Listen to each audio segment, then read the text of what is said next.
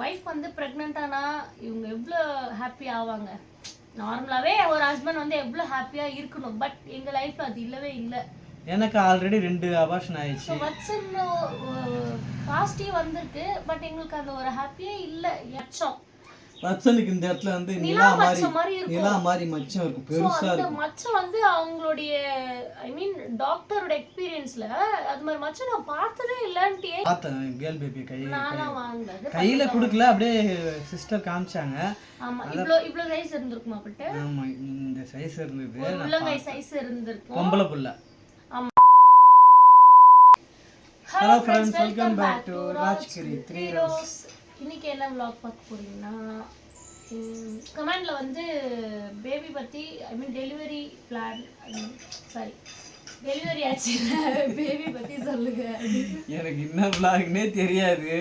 But இதை கூட்டு வந்து உட்கார வச்சிட்டாங்க. நானும் வந்து உட்கார்ந்துட்டேன். அவ்வளவுதான். இந்த vlog எனக்கு தெரியாது.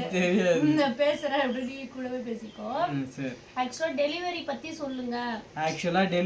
சொல்லுங்க. வட்சன் டெலிவரி vlog வந்து போடுங்க அப்படின்னு சொல்லிருந்தீங்களா? வட்சன் டெலிவரி vlog வந்து போடுன்னு சொன்னீங்களா, அதனால நான் பேசும்போது கூடவே பேசணும் சொல்லுங்க. சரி, இப்போ வந்து 2020ல வந்து எங்களுக்கு மேரேஜ் ஆச்சா, கரெக்டா? 2020ல வந்து மேரேஜ் ஆச்சா, கரெக்டா? சரி, ஓகே, விஷயத்துக்கு போயிடலாம். இது வரைக்கும் சும்மா ஃபன்னு. ஃபர்ஸ்ட் வந்து எங்களுக்கு மேரேஜ் ஆன உடனே கொஞ்ச நாள்லயே வந்து ப்ரெக்னெண்ட்டாக தான் இருந்தேன். அது வந்து ஒரு பேபி வந்து என்ன பேபிலாம் தெரியாது. 3 மந்த்ல வந்து அபார்ட் ஆயிடுச்சு. ஆஸ் யூஷுவல் வீட்டில் வேலை செஞ்சுட்டு இருக்கக்குள்ளேயே அப்படியே வந்து வயிறு வலி வந்து அபார்ஷன் ஆயிடுச்சு. அது என்ன பேபிலாம் எனக்கு தெரியாது. அதான் ஃபர்ஸ்ட் பேபி 3 மந்த்ல ஆயிடுச்சு. அது நைட்டு தானே ஹாஸ்பிட்டல் போயிட்டு அது வந்து 4 மாசம் 3 மந்த் இல்லை 4 மந்த் இருக்கும். 3.5 தான் இருக்கும். நைட்டு ஹாஸ்பிட்டல் போயிட்டு இது என்னன்ட்டு எங்களுக்கே தெரியல. பேபி குட்டி தான், ஒரு ஃபிங்கர் சைஸ் கூட இல்லை, ரொம்ப சின்னது. அது அந்த கரு வந்து வெளியில் வந்துச்சு அப்படின்னு டாக்டர் தான் சொன்னாங்க. அதுக்கப்புறம் கொஞ்ச நாள் டேப்லெட்லாம் சாப்பிட்டு அதுக்கப்புறம் சரியாயிடுச்சு. ஸோ நெக்ஸ்ட் வந்து ஒரு பேபி நெக்ஸ்ட் கொஞ்ச நாள்லேயே ப்ரெக்னென்ட் ஆனேன். அந்த பேபி வந்து 5 மந்த் அனாமலி ஸ்கேன்லாம் எடுத்துட்டோம்ல. ஸ்கேன்லாம் எடுத்தோம். அது 3 மந்த் ஸ்கேன் எடுத்தோம், 5th மந்த் அனாமலி ஸ்கேன் எடுத்தோம். ஸோ எல்லா ஸ்கேன்லயுமே பேபி வந்து அங்கே இருப்பா, ஹார்ட் பீட் ஐ மீன் ஹார்ட்ல வந்து நிறைய பிரச்சனை இருக்கு, அங்கே உட்காரு சொல்லிட்டாங்க. ஸோ அது பிரச்சனை வந்து அவங்க ஆயா கிட்ட கிளப்பி விட்டுட்டோம். ஸோ 5 மந்த் ஸ்கேனில் வந்து சொல்லிட்டாங்க எங்களுக்கு என்ன பிரச்சனைன்னு. இப்போ நிறைய பேர் வந்து 10 மாதம் வரைக்கும் இருந்து பிரச்சனையோட நிறைய குழந்தைங்க வந்து இறந்து போய்ட்றாங்க. ஸோ எங்களுக்கு வந்து 5 மந்த்து 3 மந்த்து ரெகுலராகவே எங்களுக்கு அந்த ஸ்கேனில் வந்து காமிச்சிச்சு. எல்லா ஸ்கேன்லையுமே நாங்கள் வந்து 2 3 4 ஸ்கேன் கிட்டே எடுத்துட்டோம். ப்ரைவேட்டில் கவர்மெண்ட்டில் எடுத்தோம். எல்லா ஸ்கேன் ரிப்போர்ட்லையுமே சேம் ப்ராப்ளம் சொல்லிட்டாங்க. ஸோ இது ஒன்றும் பண்ண முடியாது அப்படி பட்டு போயிட்டு டாக்டர் கிட்டலாம் கேட்டாங்க, இந்த மாதிரி ஆப்ரேஷன்லாம் பண்ணி சரி பண்ணலாமா அப்படின்னு சொல்லிட்டு கேட்டதுக்கு முடியாது, வந்து ஒரே ஒரு ஹோல் ஐ மீன் ஒரு ஓட்டை அது மாதிரி இருந்ததுன்னா சரி பண்ணிடலாம். பட் நான் வந்து டாக்டர் கிட்ட போய் கேட்டாங்க, இது மாதிரி எங்களுக்கு வந்து சரி பண்ணிடலாமா, பேபி பிறந்ததுக்கப்புறம் ஆப்ரேஷன்லாம் பண்ணலாமா அப்படின்னு தானே கேட்ட போயிட்டு. அவங்க என்ன சொல்லிட்டாங்க, ஒரே ஒரு ஹோல் மாதிரி இருந்துச்சுன்னா சரி பண்ணிடலாம், ஆப்ரேஷன் பண்ணி சரி பண்ணலாம். பட் நிறைய ஓட்டை இருக்குது, பாசிபிளே இல்லை அப்படின்னு சொல்லிட்டாங்க. நீங்கள் பண்ணாலும் அது பேபி வந்து இருக்காது அப்படின்னு சொன்னதுக்கப்புறம் நாங்கள் எப்படி அதை கொண்டு போகிறது, நம்ம அபார்ஷன் பண்ணிடலான்ட்டு பேசி முடிவு எடுத்து கவர்மெண்ட் அதே வந்து ஒரு ப்ரைவேட் ஹாஸ்பிட்டலில் தான் வந்து அதை கிளியர் பண்ணுறதுக்கு வந்து 40,000 ரூபாய் கேட்டாங்க. ஒரு குழந்தை உசுரோட வரும் அப்படின்னாக்கா வந்து நான் லட்சக்கணக்கில் கூட செலவு பண்ணியிருப்பேன். எப்படியா இருந்தாலும் அதை வந்து கிளியர் அபார்ஷன் பண்ணுறதுக்கு 40,000 கேட்டாங்க. அதுக்கே வந்து 40,000 ரூபாய் கொடுத்து நம்ம அபார்ஷன் பண்ணணும், 1 லட்சம் 2 லட்சம் 5 லட்சம் கொடுத்து உயிரை காப்பாற்றலாம் அப்படின்னாக்கா நான் வந்து காசு ரெடி பண்ணுவேன். அபார்ஷன் பண்ணுறதுக்கே வந்து 40,000 ரூபாய் கேட்டாங்க. ஆனால் என்ன பண்ணேன், ஜிப்மர்லேயே நல்லா தான் பண்ணாங்க, சூப்பராக பண்ணாங்க, எந்த செலவுமே இல்லை. அதுக்கே நம்ம அந்த ப்ரைவேட் ஹாஸ்பிட்டல் காசு கொடுத்து அபார்ஷன் பண்ணணும்னு சொல்லிட்டு இது கவர்மெண்ட் ஜிப்மர் ஹாஸ்பிட்டல் வந்து நாங்கள் வந்து அபார்ஷன் பண்ணிட்டோம். ஒரு 2-3 நாள் பெட்டில் இருந்தாங்க. அதுக்கப்புறம் வந்து ஃபுல்லாக கிளியர் பண்ணி தான் அனுப்பிச்சாங்க வெளியில். அதுக்கப்புறம் எப்பயும் போல் வேலைலாம் செஞ்சேன். ரொம்ப என்னை வந்து அபார்ஷன் ஆன மாதிரி இல்லை, ஃப்ரீயாக நார்மலாக தான் இருந்தேன்.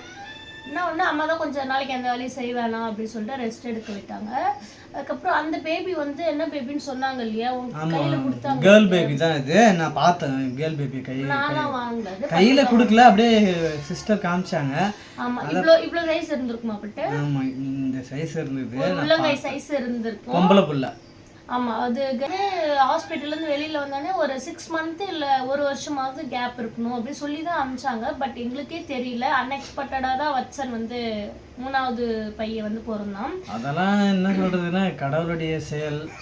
நல்லபடியா நாங்க பயந்துட்டு இருந்தோம். ஒரு எப்படின்னா வந்து 2 அபார்ஷன் ஆயிடுச்சு. ஸோ 3வது வந்து உடனே வருமா இல்ல கரு வந்து தரிக்காமலே போயிடுமான்ட்டு நாங்க பயந்துட்டே இருந்தோம். இல்ல கொஞ்ச நாளுக்கு அப்புறம் இது பண்ணிக்கலாம்னு சொல்லிட்டு பயந்துட்டே இருக்கக்குள்ள டக்குன்னு உடனே கொஞ்ச நாள்லயே ஒரு 4 மாசம் இருக்கும். ஒரு 4 மாசத்துலயே வந்து வட்சன் வந்து ஐ மீன் 3வது பிரெக்னன்சி வந்து நாங்க இருந்தோம், ஃபார்ம் ஆச்சு. ஸோ அது எங்களுக்கு எப்படின்னா கொஞ்சம் ஹாப்பியாவே இல்ல. இப்போ வந்து ஏன்னாக்கா 4-5 மாசத்துக்கு முன்னாடி தானே இந்த மாதிரி. இப்போ ஒரு ஒய்ஃப் வந்து பிரெக்னென்ட் ஆனா இவங்க எவ்வளோ ஹாப்பி ஆவாங்க. நார்மலாவே ஒரு ஹஸ்பண்ட் வந்து எவ்வளோ ஹாப்பியா இருக்கணும். பட் எங்க லைஃப்ல அது இல்லவே இல்லை. எனக்கு ஆல்ரெடி 2 அபார்ஷன் ஆயிடுச்சு. வட்சன் பாசிட்டிவ் வந்திருக்கு. பட் எங்களுக்கு அந்த ஒரு ஹாப்பியே இல்லை. ஏன்னா எங்களுக்கு வந்து ரொம்ப கடுப்பாயிடுச்சு. 2 கடுப்பாலாம் அப்படி இல்ல, இதுக்கு முன்னாடி 2 அபார்ஷன் ஆயிடுச்சு. கடுப்பாயிடுச்சுன்னா ஏதாவது ஆயிடுமோன்ற ஒரு பயம். திருப்பியும் 3வதா பாசிட்டிவ் வந்திருக்கு. திருப்பியும் அது மாதிரி ஏதாவது ஆயிடுச்சுன்னா. ஆனா அப்போ வந்து நாங்க வந்து ஒரு ஹாப்பி எல்லாம் இல்ல, பயந்துட்டு தான் இருந்தோம். சொல்லவே இல்லை, நாங்க யார்கிட்டயுமே சொல்லவே இல்லை. 5 மாசம் தாண்டட்டும் இல்ல 4 மாசமாவது தாண்டட்டும் அப்படின்ற ஒரு மைண்ட் செட் தான் வச்சிருந்தோம். ஆமா அதுக்கப்புறம் வந்து செக்கிங்லாம் பார்த்தீங்கன்னாக்கா நம்ம ஊர் ஹாஸ்பிட்டல் பக்கத்துலேயே இருக்கு. ஆனால் நல்லா யாருக்கு எப்படியே எனக்கு தெரியல, எங்கள் பேபியை நல்லா பார்த்தாங்க, சூப்பராக டெலிவரியும் ஆச்சு, நல்லா பார்த்துக்கிட்டாங்க. அவ்வளோதான். ஹரிவச்சன் வந்து ப்ரைவேட் ஹாஸ்பிட்டலில் தான் பிறந்தான். ஃப்ரீயாக தான் பார்த்தோம் ப்ரைவேட்டில் தான், ஆனால் ஃப்ரீயாக தான் பார்த்தாங்க, சூப்பராக பார்த்துக்கிட்டாங்க. பக்கத்தில் இருக்கிற ஹாஸ்பிட்டல் தான். எல்லா ஸ்கேனுமே ஃப்ரீ தான். 3 மந்த்ல எடுக்கிறது, 5 மந்த்ல எடுக்கிறது, 7 மந்த்ல எடுக்கிறது, அதுக்கப்புறம் 8, 9லலாம் நம்ம வந்து ரெகுலர் அடிக்கடி போகிற மாதிரி இருக்கும் செக்அப். எதுக்குமே காசு வாங்கலைங்க, அவ்வளோதான். எல்லாத்துக்குமே நாங்கள் ஃப்ரீயாக தான் பார்த்துக்கிட்டோம் இங்கே. ஆனால் ப்ரைவேட் ஹாஸ்பிட்டலில் தான். ஸோ எப்படி நம்ம வந்து கவர்மெண்ட் ஹாஸ்பிட்டலில் நல்லா ஃப்ரீயாக பார்க்குறாங்களோ, ஸோ அதே மாதிரி ப்ரைவேட்டில் போனால் இவங்க வந்து காசு வாங்குகிற ஹாஸ்பிட்டல், நல்லா பார்க்க மாட்டாங்க அப்படின்லாம் நம்ம ஒரு மைண்ட் செட்டே இல்லை எங்களுக்கு. ஆஸ் யூஷுவல் நல்லா பார்த்தாங்க, ஃபுட்டுமே நல்லா இருந்துச்சு, கவனிப்பு எல்லாமே நல்லா இருந்துச்சு. இவங்களை அடிக்கடி வந்து பார்க்கலாம் வர விட்டாங்க. என்ன ஒன்று டெலிவரி ஆகக்குள்ள கூட இல்லை இவங்க. அப்போ வந்து வீட்டில் தான் இருந்தோம். ஒரு 9 மந்த் ஆயிடுச்சு. வளகாப்பு வச்சாங்க. வளகாப்பு வச்சு உடனே வந்து ஒரு 1 வீக் அப்பட்டு 2ஆம் தேதி வளகாப்பு வச்சாங்க. 12ஆம் தேதி வட்சன் பிறந்தான். அப்போ நடுவில் அந்த 10 நாள் தான் கேப்பு. நாங்கள் வந்து எக்ஸ்பெக்ட் பண்ணல. எங்களுக்கு வந்து டேட் வந்து December 26 கொடுத்துருந்தாங்க. December 26க்கு முன்னாடியே 10 நாள், ஐ மீன் 5 நாளுக்கு கேப்பு. 12ஆம் தேதியே வந்து வட்சன் வந்து பிறந்துட்டான். நாங்கள் வந்து 2ஆம் தேதி வளகாப்பு வச்சு இன்னும் 26 தானே டெலிவரி டேட்டு. ஸோ அதனால கொஞ்சம் இந்த மாதத்துலேயே வச்சுக்கலான்ட்டு December 2 தான் நாங்கள் வளகாப்பு வச்சோம். ஆனால் வந்து 10 நாள்லேயே எங்களுக்கு வந்து பேபி வந்து பிறந்துட்டான். வளைகாப்பு வைக்கும்போதே பயந்துனே தான் இருந்தேன் நான். வளைகாப்புலாம் நடக்குது, அந்த நேரத்தில் ஏதாவது பெயின் கீன் வந்துட போகுதுன்னு ஒரு பயம்தான். ஏன்னா எல்லா அரேஞ்ச்மெண்ட்ஸுமே பண்ணியாச்சு வளைகாப்புக்கு. திடீர்னு பெயின் வந்ததுன்னா இவங்களை கூட்டின்னு ஹாஸ்பிட்டல் போயிடும், மண்டப சாப்பாடு, அந்த ஒரு சிந்தனையும் எனக்கு இருந்தது. எல்லாருக்குமே இருக்கும்னு நினைக்கிறேன். அது இப்போ எனக்கு வந்து எப்படின்னா வலி வந்து பரபரன்னு வண்டி வச்சு கார் வச்சுல என்னை ஏற்றிங்களா அப்படி ஒரு சுச்சுவேஷன் எனக்கு அமையலை. நார்மலாக வீட்டில் வேலை செஞ்சுட்டு நல்லா சாப்பிட்டு நார்மல் செக்கப்புக்கு நான் ஹாஸ்பிட்டல் போனேன். செக்கப் பண்ணிவிட்டு வீட்டுக்கு வந்துடுவேன் தான் நினச்சிட்டு போனேன். அப்போ அவங்க சொன்னாங்க டேட் வந்து கிட்டே வந்துடுச்சு அப்படின்னு சொன்னாங்க. ஸோ அட்மிட் பண்ணிக்கலாம் அப்படின்னு டேட் கிட்டே வந்துச்சுன்னு சொல்லல. பனிக்கூட வந்து உடையிற மாதிரி இருக்கு, நாளைக்கு இல்லை நாளான்னைக்கு குழந்தை பிறந்துடும் அப்படின்னு சொல்லிட்டாங்க. நாளைக்கு நாளான்னைக்கா? நாங்கள் வந்து 11ஆம் தேதி பட்டு 10ஆம் தேதி மார்னிங் ஹாஸ்பிட்டல் போகிறோம் செக் பண்ணுறதுக்கு. எல்லாமே வந்து தண்ணி ரத்தம் எல்லா லெவலுமே கரெக்டாக இருக்குது. பனிக்கூட வந்து உடையிற மாதிரி இருக்குது, நீங்கள் ஹாஸ்பிட்டல்லே அட்மிஷன் போட்டுருங்க அப்படின்னு இல்லை நாங்கள் வீட்டுக்கு போயிட்டு ட்ரெஸ் எல்லாம் எடுத்துகிட்டு வரோம் அப்படின்னு. நீங்க வீட்டுக்கு போனீங்கன்னா ரிஸ்க், எப்ப வேணாலும் பெயின் வந்துரும் அப்படின்னு சொல்லிட்டாங்க. எங்களுக்கு பயமாயிடுச்சு. சரி அதுக்கப்புறம் என்ன பண்றது, ஒன்றும் இல்லை, நான் சரி பெட்ல பரவாயில்ல சரி பண்ணிக்கல சொல்லிட்டு பட்டு நீங்க இரு, நான் போயிட்டு அம்மாவெல்லாம் அமுச்சு விடுறேன், ட்ரெஸ்லாம் எல்லாமே எடுத்துட்டு வந்துடுறேன்னு சொல்லிட்டு என்ன அட்மிட் பண்ணிட்டு அவங்க வீட்டுக்கு போயிட்டு எல்லாத்தையும் சொல்லிட்டு அம்மா கிட்ட எல்லாம் சொல்லிட்டு அதுக்கப்புறம் வந்தாங்க. அதுக்கப்புறம் ஒரு 15ஆம் தேதி வரைக்கும், ஐ மீன் 10ஆம் தேதி ஹாஸ்பிட்டல் போனேன். 11 12ஆம் தேதி 2 மணிக்கெல்லாம் வச்சன் பிறந்துட்டான். மதியம் நைட்டு இல்லை, பிஎம் 2 மணிக்கு வச்சன் வந்து பிறந்தான். ஒன்றுமே இல்லை, ஜஸ்ட் என்னை வாக் பண்ண சொன்னாங்க. நல்லா நடந்தேன், நம்ம நடந்தேன். அன்டைம்லாம் எனக்கு எப்பப்பெல்லாம் தோணுதோ நான் நடந்துகிட்டே இருந்தேன். நடந்துகிட்டே இருக்கக்குள்ளேயே கொஞ்சம் வலி வர ஆரம்பிச்சிச்சு. இவங்ககிட்ட காலையில் ஃபோன் பண்ணி நான் சொல்லலை, ஏன்னா நடந்துகிட்டே இருக்கு. எல்லாத்தையும் சொல்லுன்னு சொன்னேன், ஃபோனை போடவே இல்லை. என்ன நான் வந்து பக்கத்துலயே இருக்கணும்ட்டு நான் சொன்னேன். இவங்க பக்கத்துல இவங்க வந்து வீட்டுக்கு வந்துட்டாங்க. எதுக்கு நீ வீட்டுக்கு வந்து? வீட்டுக்கு எதுக்கு வரும், குளிச்சுட்டு உனக்கு எல்லாத்தையும் எடுத்துட்டு போறதுக்கு தான் நான் வந்து திங்ஸ் எடுக்க தான் வீட்டுக்கு வந்துட்டாங்க போல. எனக்கு நான் நார்மலா சாப்பிட்டுட்டு நடந்துட்டு இருந்தேன். சரின்னா இப்பவே பிறந்துருப்போம், அது போயிட்டு வரட்டும்னு விட்டுட்டேன். சடனா வந்து நடந்துட்டே இருக்குள்ளே வலி வந்துச்சுன்னு சொல்லிட்டு உள்ள கூப்பிட்டு போனாங்க. சரி போயிட்டு படுமா அப்படின்னு சொன்னாங்க. படுத்தது ரொம்ப வலி அதிகமாச்சு. அதுக்கப்புறம் பனிக்கோட உடஞ்ச உடனே லேபர் ரூம் கூப்பிட்டு போனாங்க. அதுக்கப்புறம் ஒரு 1 hour தான் விட்டு விட்டு விட்டு விட்டு பெயின் வந்துச்சு. 2 மணிக்கெலாம் வச்சன் பிறந்துட்டான். ஒரு 11 மணிக்கோ 12 மணிக்கோ உள்ள கூப்பிட்டு போனாங்களா, தெரியல. நீதான் போனீங்க, நீ இவங்க தான் இல்லவே இல்லையடா. அப்புறம் இவங்க கிட்ட கேட்குறேன். 11 12 மணி இருக்கும் கூப்பிட்டு போனாங்க. நடுவில் 1 hour டெலிவரி பெயின் சொல்லுவாங்கல்ல, அது வந்து எப்படி நிறைய இருந்ததா? அதெல்லாம் தெரியாது, எனக்கு தெரியாது. பெயின் வந்து வலிக்கும் தான், அது விட்டு அது ஒருத்தர் பாடியை பொறுத்து. எனக்குலாம் வந்து விட்டு விட்டு விட்டு பெயின் வந்துச்சு. ஒருத்தவங்களுக்கு கண்டினியூவாக வந்துகிட்டே இருக்கும், தம்பி பிறக்கிற வரைக்குமே வந்துட்டு இருக்கும். எனக்கு விட்டு விட்டு வந்துச்சு. டெலிவரி ஆகக்குள்ள ஒரு 1/4 மணி நேரம் வந்து அந்த வெளியில எடுக்கிறதுக்கு, பேபி வெளியில எடுக்கிறதுக்கு ரொம்ப கஷ்டப்பட்டாங்க. ஏன்னா தலை வந்து புஷ் பண்ண சொல்லக்குள்ள அப்போ வலி, ரொம்ப ஓவர் வலி. பட் பேபி வெளியில வந்ததும் அந்த வலி சுத்தமாக போயிடுச்சு. டோட்டலாக வலியே இல்லை. எவ்வளோக்கு வலி வந்துச்சோ பேபி வெளியில வந்ததும் ஹாப்பியாக ஜாலியாக இருந்துச்சு. டக்குன்னு காமிப்பாங்களா அப்படின்ட்டு எக்ஸ்பெக்ட் பண்ணிக்கிட்டே இருந்தேன். டக்குன்னு என்கிட்ட காமிக்கல. அப்புறம் அவங்க பண்ணுற ப்ராசஸ்லாம் பார்த்துட்டு அதுக்கப்புறம் தூக்கி என்கிட்ட காமிச்சாங்க. அதுக்கப்புறம் நான் முட்டை கொடுத்தேன். அதுக்கப்புறம் என்ன பேபின்னு கேட்டாங்க. இல்லை ஃபர்ஸ்ட் எடுத்தோடனே வச்சு நான் தூக்கி இது என்ன பேபி நீயே சொல்லுன்ட்டாங்க. என்னை வந்து எப்படி அன்கான்ஷியஸில் இருக்கனா இல்லை நல்லா இருக்காளா அப்படி செக் பண்ணுறதுக்கு இது பண்ணாங்களான்னு தெரியல. என்கிட்ட தான் காமிச்சு இது என்ன பேபி சொல்லுன்னாங்களா, இது பையன் அப்படின்னு சொல்லிட்டு நான் தான் சொன்னேன் ஃபர்ஸ்ட்டு. ஆமாம் இது பாய் பேபி அப்படி சொன்னாங்க.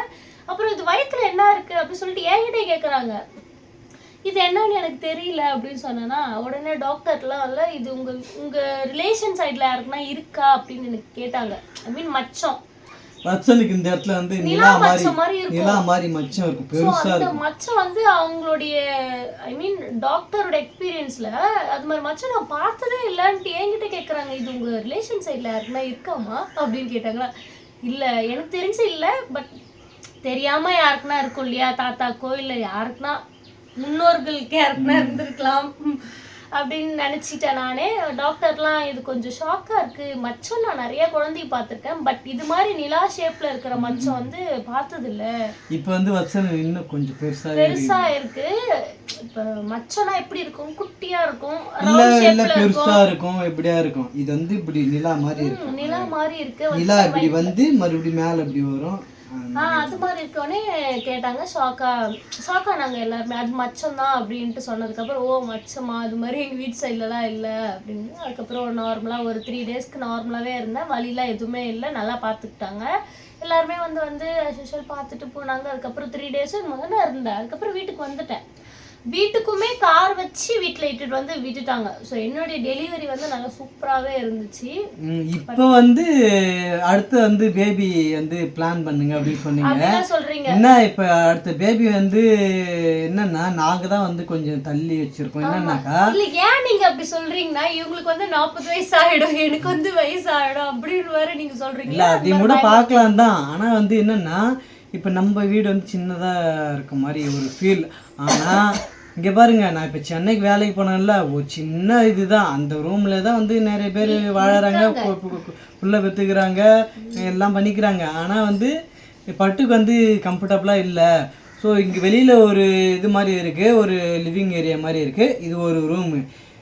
இது இல்லாத எக்ஸ்ட்ரா ஒரு ரூம், அதாவது வந்து பக்கத்தில் வந்து காலி மண் இருக்குல்ல, பெருசாக ஒரு ரூம் போடணும். பெருசாக இப்போ நம்ம இருக்கிறல இந்த ரூம் மாதிரி ஒரு 1.5 மடங்கு பெருசாக ரூம் போட்டு அடுத்தது வந்து கொஞ்சம் நம்ம வந்து பிளானிங்லாம் பண்ணிக்கலாம், பேபி பிளானிங் பண்ணிக்கலாம்னு சொன்னால் எனக்கும் அது ஓரளவுக்கு சரின்னு தான் பட்டுது. ஆனால் வந்து அம்மாலாம் வந்து இல்லை நீங்கள் அடுத்து வந்து பேபிக்கு வந்து பிளான் பண்ணிக்கோங்க அப்படின்னு சொன்னாங்க. நாங்கள் வெயிட் பண்ணுறோம், அவ்வளோதான். ஆனால் இது வந்து இது ஒரு விஷயம். இன்னொரு விஷயம் வந்து இப்போ வச்சன் வந்து குழந்தையாவே இருக்கான். இப்போ அவன் வந்து ஸ்கூல் சேர்த்துட்டு அவன் வந்து அந்த பேபியை வந்து ப்ரொடெக்ட் பண்ணி பார்த்துக்கணும். என்னுடைய பாப்பா, நம்மளுடைய தம்பி பாப்பா அப்படி இப்ப அவனே ஒரு பேபி, அவன்கிட்ட ஒரு பேபி வந்து அவன் வந்து கஷ்டப்படுவான். ஏறி மெரிப்பான், கில்லுவான், ஏதாவது பண்ணுவான். ஸோ அதனால வந்து அவனுக்கு கருத்து தெரியணும். 4 வயசாவது வந்தாதான் அடுத்த பேபி பிளான் அப்படின்னு கண்டிப்பா இன்னொரு பேபி, அது எந்த பேபியா இருந்தாலுமே நாங்க அக்செப்ட் பண்ணிப்போம். அது பொண்ணா இருந்தாலும். ஆனா எனக்கு வந்து அடுத்தது வந்து பொண்ணு வேணும்னு எல்லாருமே அப்படிதான் நினைப்பாங்க. எனக்கு ஒரு ஆர்வம். பையனா இருந்தாலும் ஓகே, அது ஒன்றும் பிரச்சனை இல்லை. அதே பொண்ணு மேல இருக்கிற பாசம் அதே மாதிரி தான் இருக்கும். இருந்தாலும் ஒரு வீட்டுக்கு மகாலட்சுமின்ற மாதிரி ஒரு பொண்ணு வேணும்ட்டு என்னுடைய எண்ணம். அவ்வளோதான். இந்த வீடியோ வந்து இதோட முடிச்சுக்கலாம். ஸோ நெக்ஸ்ட் பேபி பிளானிங் இன்னும் கொஞ்ச நாள் ஆகும்.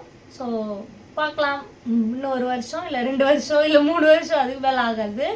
வச்சன் ஸ்கூல் சேர்த்துட்டு அதுக்கப்புறம் பார்க்கலாம். ஸோ இதுதான் எங்களுடைய டெலிவரி ஸ்டோரி, குட்டி ஸ்டோரி. ஸோ இந்த ஸ்டோரி பிடிச்சிருந்தா மறக்காமல் லைக் அண்ட் ஷேர் பண்ணிவிட்டு அப்படியே நம்ம சேனலை சப்ஸ்கிரைப் பண்ணிக்கோங்க. பை பை பாய்.